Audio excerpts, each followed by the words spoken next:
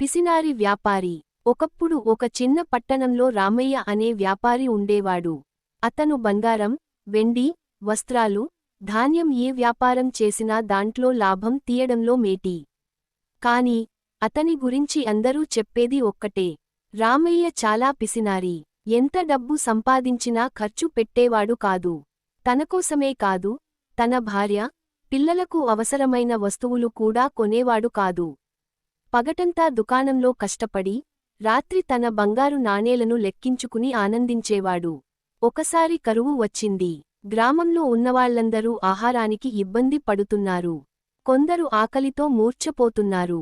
అప్పుడు గ్రామ పెద్దలు రామయ్య దగ్గరికి వచ్చి, రామయ్య గారూ, మీరు చాలా ధనవంతులు. మీ దగ్గర ధాన్యం నిల్వగా ఉంది. దయచేసి కొంచెం తక్కువ ధరకి అమ్మండి. పిల్లలు ఆకలితో వాడిపోతున్నారు అని వేడుకున్నారు. అయితే రామయ్య పిసినారి స్వభావం మారలేదు. అతడు అహంకారంగా అన్నాడు, నా ధాన్యానికి విలువ తగ్గదు.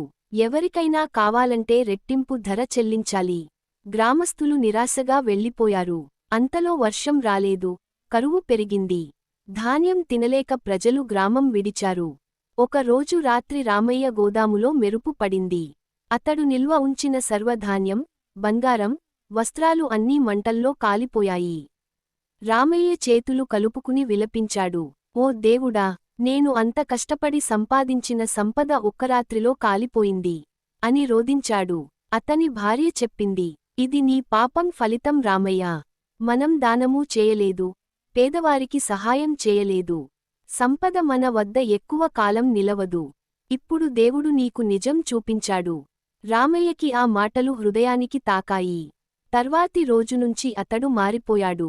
అతను కొత్త వ్యాపారం మొదలుపెట్టి సంపాదించిన డబ్బులో కొంత భాగం పేదవారికి, అనాథలకు, దేవాలయానికి దానం చేయడం మొదలుపెట్టాడు.